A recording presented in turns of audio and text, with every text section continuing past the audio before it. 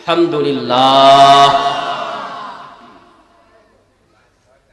শুকরিয়া করলাম কার ভাই? আল্লাহ রাব্বুল আলামিন। দুনিয়ার কারো কোন নেতার শুকরিয়া করেছে না। কোন নেতা? যেই মহানেতা, যিনি মালিকুল মুলক, ঠিক কিনা? লিমানিল মুলকুল ইয়াউমিল্লাহি ওয়াহিদিল কাহ্হার। তিনি মালিক ইয়াউমিদ্দিন, বিচার দিবসের মালিক। সেই মহান রবের দরবারে যদি শুকরিয়া করি, তাকে যদি খুশি করি, তাহলে তিনিও আমাদের খুশি করে দেবেন, ঠিক কিনা? তো আমরা দূর দূরান্ত থেকে দাড়িপাকা মুরব্বিন আইজাম, যুবক ভাইয়েরা, ছোট ছোট ভাইয়েরা, পদ্মার অন্তরালের মা ও বোনেরা, মাহফিলের ভিতরে উপবিষ্ট থাকা আলেম ওলামা, ওলামা ইকরাম, আমার মাথার তাজ উস্তাদ সমতুল্য, আল্লাহ পাক রব্বুল আলামিন যাদেরকে তৌফিক দান করেছেন, আমি একবার সকলকেই রাসূল আকরাম সাল্লাল্লাহু আলাইহি সাল্লামের শেখানো সেই দোয়া আমি একবার পড়তে চাই। আপনারা সকলেই উত্তর দিবেন। আসসালামু আলাইকুম ওয়া রাহমাতুল্লাহি ওয়া বারাকাতুহু।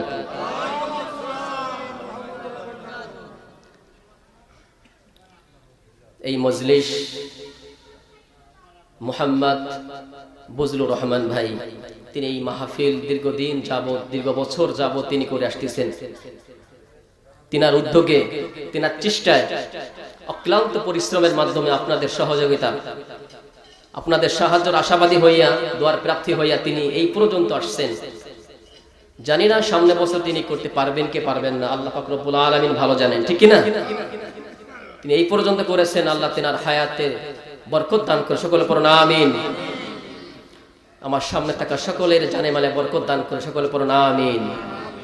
এখানে যারা ওলামা ইকরাম আসেন, যারা কথা বলেন, আল্লাহ তাদেরও হায়াতের ভিতরে বারাকা দান করে, সকলে পড়ুন আমিন। আমি তিলাওয়াত করেছি কুরআনুল কারীমের সূরাতুল জুমারের থেকে ৭১ নম্বর আয়াত তিলাওয়াত করেছি। ওয়াসিকাল লাযিনা কাফারু ইলা জাহান্নামা যুমারা। এই ৭১ নম্বর আয়াত থেকে আমি আমার আলোচনা শুরু করতে চাই। আল্লাহ রাব্বুল আলামিন বলে রে, ওয়াসিকাল লাযিনা কাফারু ইলা জাহান্নামা যুমারা,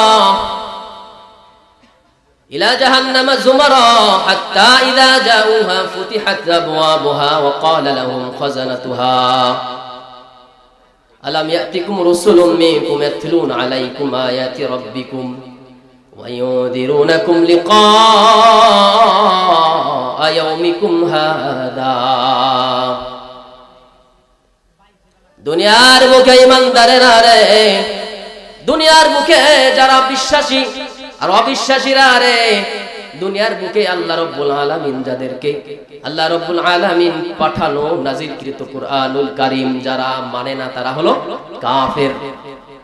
আর যারা মানে রে, তারা হলো মুমিন, মুত্তাকি বান্দা, ঈমানদার বান্দা। কোরআনের বিসমিল্লাহ থেকে শুরু করি আরে সূরা নাস পর্যন্ত যারা একেবারে মনে প্রাণে না দেখে, দেখে না দেখে রে, বুঝে না বুঝে যারা এই কোরআনের উপর ঈমান এনেছে, তারা হলো মুত্তাকি, হিদায়াত পথ প্রদর্শক, ঠিক কিনা? হুদাল লিন্নাস। আল্লাহ রাব্বুল আলামিন গোটা মানব জাতির জন্য হিদায়াতের মশাল হিসেবে কুরআনুল কারীমকে নাজিল করলেন, ঠিক কিনা? এখানে বলে নাই হিন্দুরা রে তোমরা হিদায়াত পাবা না, অমুসলিমরা হিদায়াত পাবা না, বৌদ্ধ খ্রিস্টানরা হিদায়াত পাবা না রে, যারা পৌত্তলিক ধর্ম পালন করো তারা এই কোরআন পড়লে হিদায়াত পাবা না। আল্লাহ এটা বলেন নাই।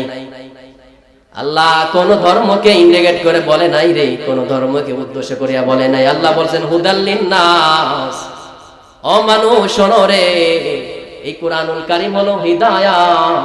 এই কুরআনুল কারীম যদি তুমি পড়ো, মেনে নাও, হিদায়াত আমি আল্লাহ তোমাদেরকে দান করে দিব। সুবহানাল্লাহ।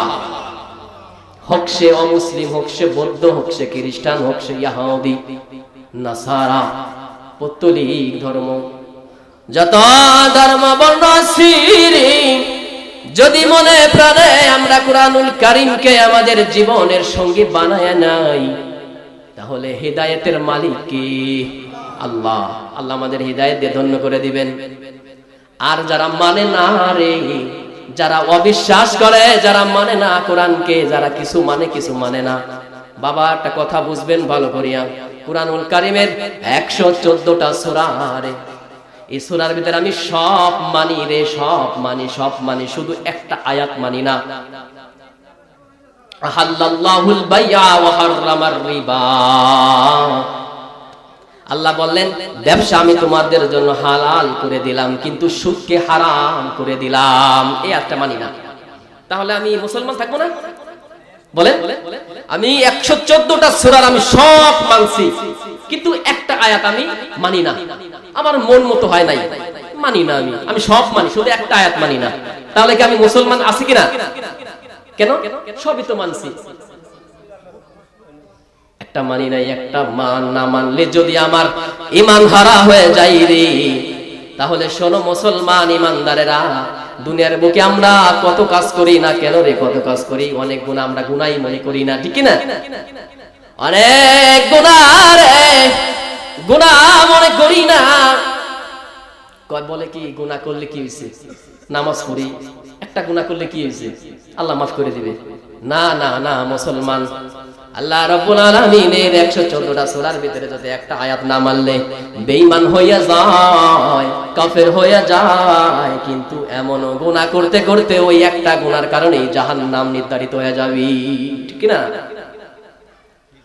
মুসলমান ইমানদারেরা রে, ওয়াসিকাল্লাযীনা কাফারু ইলা জাহান্নামা যুমারা, মুসলমান ইমানদারেরা যারা কাফির, কিয়ামতের মাঠে রে, মাহশারের মাঠে ওই অবিশ্বাসী কাফেরদেরকে আল্লাহ রাব্বুল আলামিনের আদেশকৃত ফেরেশতারা রে শিকল পরাইয়া, আগুনের শিকল পরাইয়া, 70,000 শিকলের বেড়ি লাগাইয়া তাদেরকে হাকাইয়া হাকাইয়া হাকাইয়া হাকাইয়া জাহান্নামের দিকে নিয়ে হবে।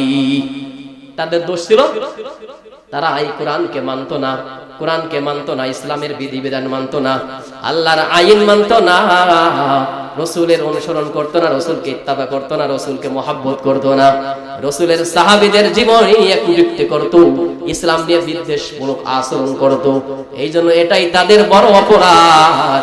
এইজন্য আল্লাহ রাব্বুল আলামিন কিয়ামতের মাঠে ওরা কাফের, ওদেরকে আল্লাহ রাব্বুল আলামিন জাহান্নামের দিকে হাকায়া হাকায়া নিয়ে যাবে ফেরেশতারা।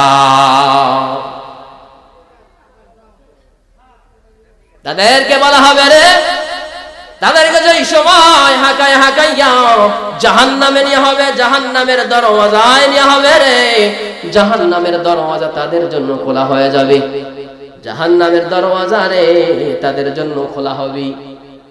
ওই সময় জাহান্নামের ফেরেশতারা রে তাদেরকে বলবে, কি ভাই তোমাদের কাছে কি রাসূল আসে নাই?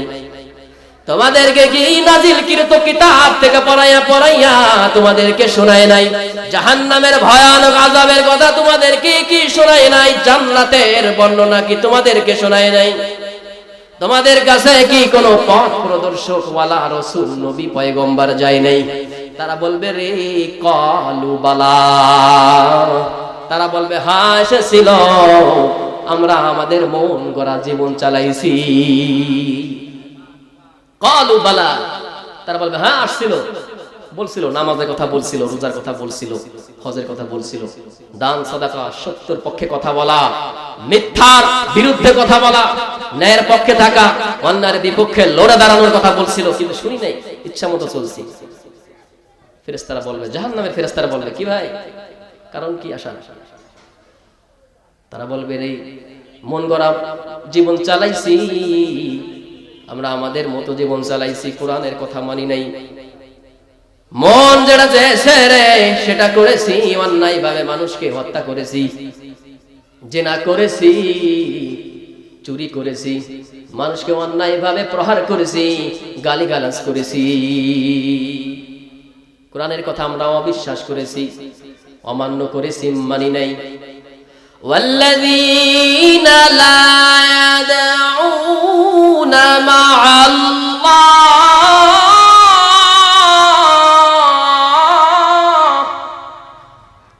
والذين لا يدعون مع الله ইলাহান আখারা ولا يقتلون النفس التي حرم الله إلا بالحق ولا يزنون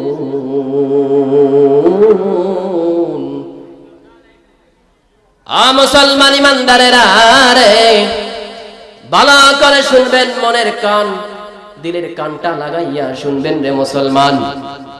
এটা দেখা যায় অল্প পরিসরে ছোট, প্যান্ডেলটা ছোট, মানুষও অল্প, মনে হয় এটার দাম আল্লাহর কাছে একটু নাই, ঠিক না? এটা মনে হয়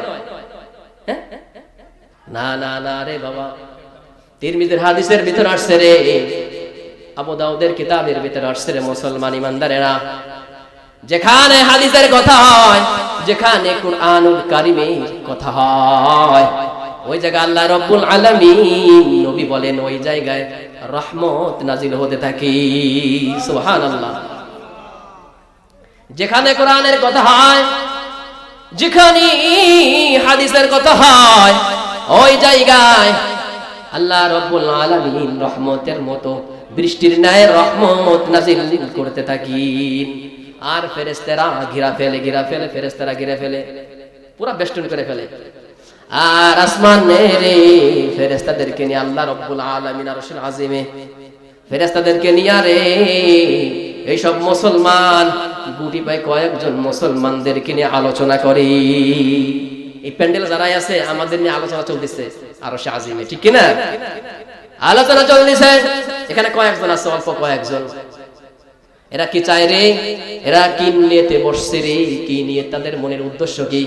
আল্লাহ রে তোমার জাহান্নাম থেকে পরিত্রাণ চায়, জান্নাতের আশাবাদী হয়, তাদের জীবনের সব গুনাহ ক্ষমা পাইতে চায়, আর গুনাহগুলোকে নেকি দ্বারা পরিপূর্ণ করতে চায়। কৃতকর্মের পিছনের জিন্দেগি নিয়ে তারা অনুতপ্ত, তারা চিন্তিত রে। পিছনের জিন্দেগি আমরা কত গুনাহ করেছি, যেই গুনাহ আমার মা জানে না, বাবাই জানে না রে, ভাই জানে না, এলাকার বাসী কেউ জানে না, কিন্তু জানে কি আল্লাহ। আল্লাহ বলেন কি, ও ফেরেশতারা রে, তারা জাহান্নাম দেখে নাই, জান্নাত দেখে নাই, আমি আল্লাহকে দেখে নাই, তারা কিছুই দেখে নাই রে। না দেখে বিশ্বাস করেছে, না দেখে চোখের পানি ফেলাইয়া জাহান্নামের ভয়ে রাতের আধারে নামাজের মুসাল্লায় দাঁড়াইয়া চোখের পানি ফেলাইয়া কান্না করে এই জাহান্নামের ভয়ে। ফেরেশতারা রে তাদের গুনার ভয়ে কান্না করে রে। ও ফেরেশতারা তোমরা সাক্ষী থাকো, আমি আল্লাহ তাদের জিন্দেগির সব গুনাহ ক্ষমা করে দিলাম। সুবহানাল্লাহ। এই জন্য মজলিস যত ছোটই হোক না কেন, ওই মালিকের কাছে দাম আছে না নাই? মালিকের কাছে অনেক দাম। আমাদের কাছে দাম নাও থাকতে পারে, আমাদের কাছে দাম নাও থাকতে পারে, কিন্তু মালিকের কাছে দাম আছে। এই কথা হচ্ছে কার? আল্লাহর কথা হচ্ছে। প্রশংসা হচ্ছে আল্লাহর, গুণগান হচ্ছে আল্লাহর, রাসূলের কথা হচ্ছে। তাহলে আল্লাহ আমাদের কেন ক্ষমা করবেন না? আল্লাহ কেন খুশি হবেন না? ঠিক কি না? অবশ্যই আল্লাহ রাব্বুল আলামিন আমাদের জিন্দেগীর সব গুনাহ মাফ করে দিবে। তবে আমাদের ঈমানদার হতে হবে, তবে আমাদের ঈমানদার হতে হবে রে। যদি ঈমানওয়ালা হই, যদি আমালওয়ালা হই, ইল্লা মান তাবা ওয়া আমানা ওয়া আমিলা সালিহান, ইল্লা মান তাবা ওয়া আমানা ওয়া আমিলা সালিহান ফাউলাইকা ইউবাদদিলুল্লাহু সাইয়্যাতিহিম হাসানাত ওয়া কানাল্লাহু গফুরুর রহিমা।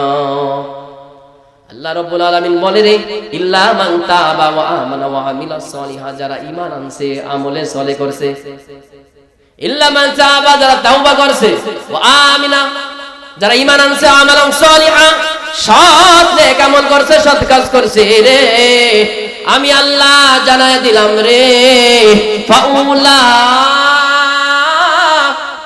ইউবাদদিলুল্লাহু সাইয়্যাতিহিম হাসানাত। আমি আল্লাহ ফেরেশতারা রে, তোরা সাক্ষী থাক, আমি আল্লাহ তাদের জীবনের সব গুনাহ রে নেকি দ্বারা পরিপূর্ণ করে দিলাম। সাইয়্যাতিন হাসানাত, জিন্দেগীর সব গুনাহ, তবে তওবা করছে যারা, গুনার জন্য যারা অনুতপ্ত হয়, গুনাহকে গুনাহ মনে করে, একটা গুনাহ হয়ে গেলে ভয় পায়, খুব ভয় পায়, আর ভয়ে অনুশোচনা করে, কান্নাকাটি করে, হায় না জানি জাহান্নামী হয়ে গেছি, এই সব বান্দাদেরকে আল্লাহ রাব্বুল আলামিন তাদের জিন্দেগীর সব গুনাহ নেকি দ্বারা পরিপূর্ণ করে দিবেন। ওয়া কানা আল্লাহু গফুরুর রহিমা, তিনি রহমান, তিনি ক্ষমাশীল, অতি দয়ালু, ঠিক কি না? তার নাম হলো গফফার, তার নাম রহমান, তার নাম রহিম, তার নাম মালিক, তার নাম খালিক, তার নাম রাজ্জাক, ঠিক কি না?